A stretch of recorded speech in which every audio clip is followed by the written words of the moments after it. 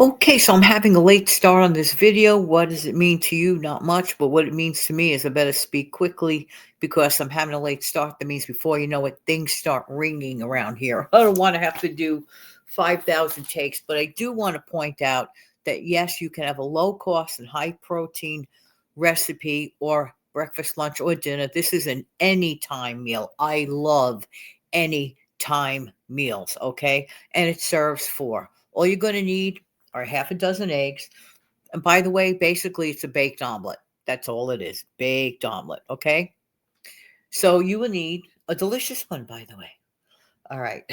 Six eggs, very well beaten. One half a cup of milk or eyeball it. I eyeball things. I don't measure everything. Okay. So eyeball it. You want half a cup, maybe a little more milk, a dash of salt and pepper, one half of a chopped onion. Chop it finely. I don't like huge chunks in my omelet. Maybe you do. Maybe you do. Whatever way you like it. All right.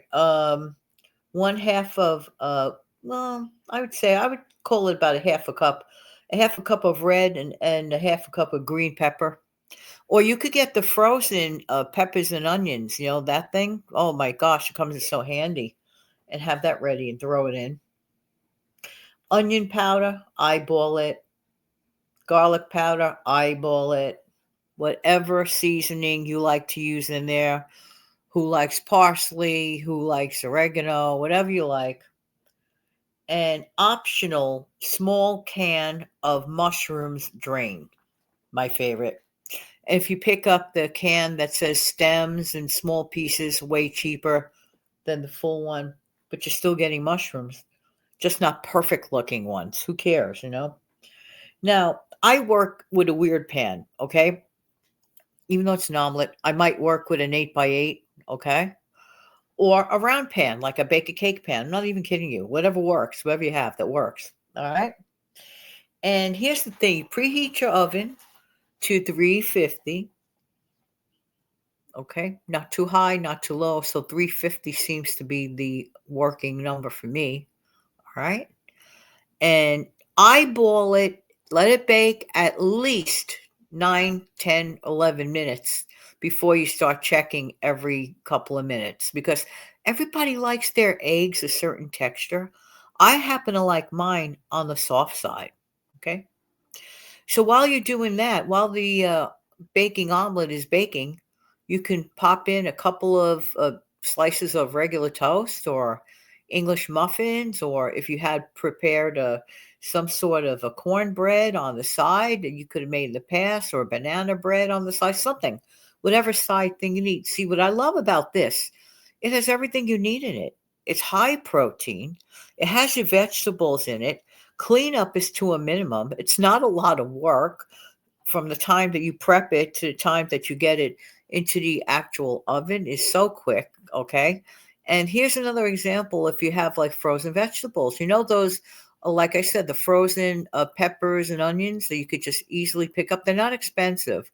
And you could keep them in your freezer. You could totally toss that in. But if you happen to have fresh, you could do fresh, okay? Whatever you want. And it doesn't have to be that. You see, the omelet itself is a blank canvas. I just gave you like an idea. You can add whatever preference you have for vegetables in there. Sometimes I like to do it with chopped spinach, okay? I let my frozen spinach, I let it defrost. Then I press out any water at all whatsoever. And then I throw that in instead of everything else I just mentioned. Then I might doctor it up if I want to put some onion or other flavors, whatever. You see where I'm going with this. This you could do so cheaply and perfect for the nights or days when you want a little comfort food. Another thing that I like to do is instead maybe just pop in a few tater tots and some onions, or just tater tots with onion powder. You don't have onions, work around it. Onion powder, garlic powder, whatever. And just like throw in a handful of the tater tots. Sometimes on the weekend, I like to throw in exactly six. I have this thing like six tater tots per person. So if it's just me, six. If it's other people, more. Okay. So 6 tater tots per person seems to do the trick. And I could be doing like 5 other things. Well, that's in the oven. I could be, making coffee or tea or toast or cutting up a piece of, maybe I have some sort of a, like I said, like a banana bread or an oat bread on the side. And you feel so good. And you get that high protein. Nothing satisfies hunger better than protein. And that's actually been a proven fact. Now, let's talk about expense, okay? Since thankfully eggs have come down, the prices can be varied from state to state. But let's say a person on average is paying $3 and you're using 6 eggs. Technically, you're only spending $1.50 on the eggs, okay? Uh, a little bit of spray in your nonstick. Very, very simple. Spray your pan, nonstick. Makes a big difference. Big, big difference. Uh, bread, 9 out of 10 times, you probably have it at home, right? Everything else you probably already have at home. It's just really more about method, to be honest with you.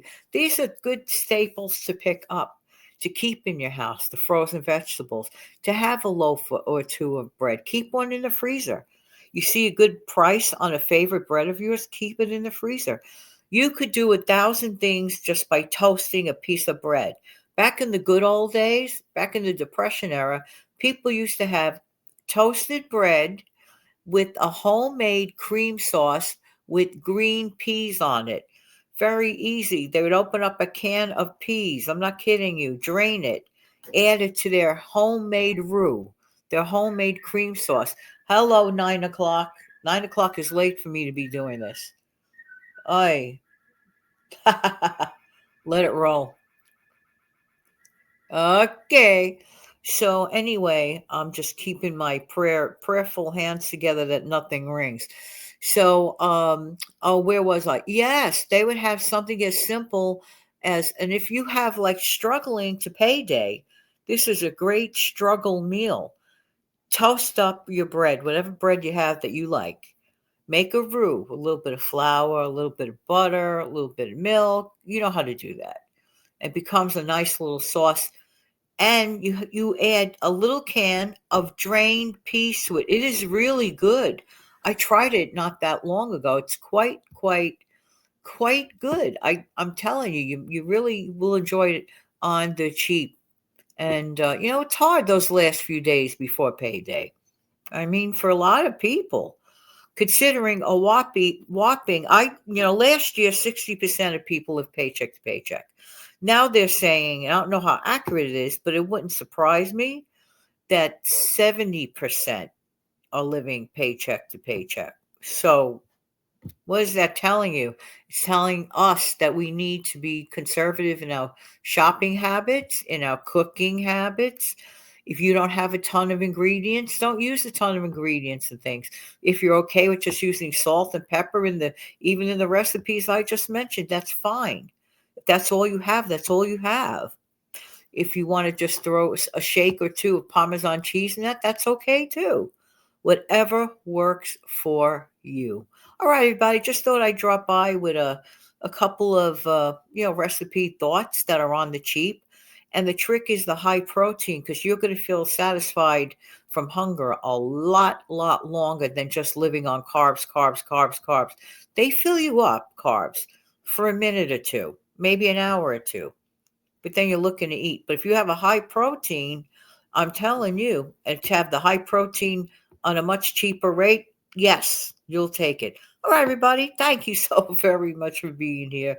I truly appreciate everybody's time. I hope I inspired someone to have a good, healthy, kind of high protein meal today. And I thank you for giving me your time.